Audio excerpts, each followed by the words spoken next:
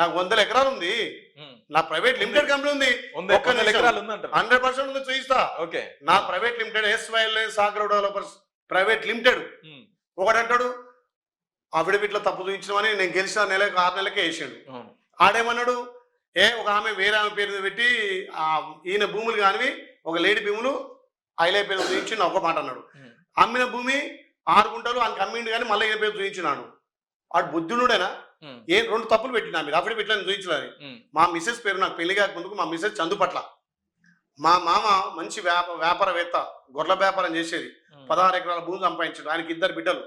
ఈ బిడ్డ కొంత ఆ బిడ్డ కొంత పెళ్లి కాకముందుగా చేసిండు. అక్కడ మా మిస్సెస్ పేరు సుబ్బురు మహేంద్ర. సుబ్బురు మహేంద్ర చందుపట్ల. నేను పెళ్లి చేసుకున్నాక నేను ఐలే కాబట్టి అనిత అయితే మంచుకుంటుంది అని చెప్పి నేను పేరు మార్చుకున్నా.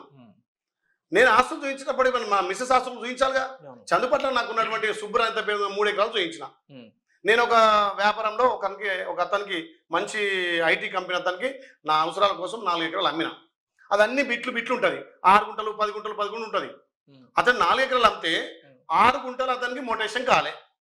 6 గుంటలు నేను అమ్మింది మొటేషన్ 6 గుంటలు కాలే. నా పాస్బుక్ లో 6 గుంటలు ఉంది. నాకు అందరు వచ్చింది కాబట్టి 6 గుంటలు మిస్టేక్ లెక్కింది. 6 గుంటలు అమ్మింది కానీ 6 గుంటలు మనం చూయించుకున్నా అంటే 6 గుంటల వాల్యూ ఎంత? 2 లక్షలకి ఎక్కినాం. అదే అప్పుడు వాల్యూ, గవర్నమెంట్ వాల్యూ. 6 గుంటలు అది తప్పు చూయించాడు. అది వేరే వాళ్ళ పేరు, ఆడవాళ్ళ పేరు ఉంది, ఈయన పేరు చూయించుకున్నాడు. అలా తెలియలేక చూయించిండు. వాడు ఇప్పటికి కొట్లాడుతూనే ఉండు. ఆడు ఈడంటాడు సఫరాసిజను 150 ఎకరాలు ఉంది నాకు చూయించుకోవాలి అఫిడవిట్లో అంటాడు. ఎట్లా చూయించిన బాబు, నాది కంపెనీ ఐడి, కంపెనీ పాన్ ఉంటుంది, పాన్ కార్డ్ వేస్తే కొడితే పాన్ ఆస్తులు అన్నీ వస్తాయంటే లేదు ఇప్పుడు నీకు ఆన్లైన్లో కానొస్తుంది.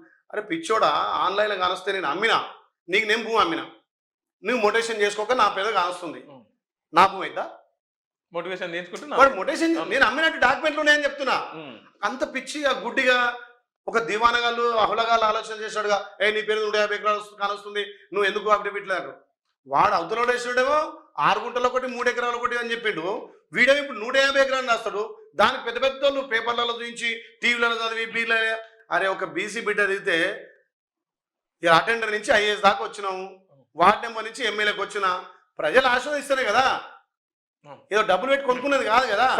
నేనేమంటున్నా, ఒక బీసీ బిడ్డ ఎదుగుతుంటే మేము బీసీలం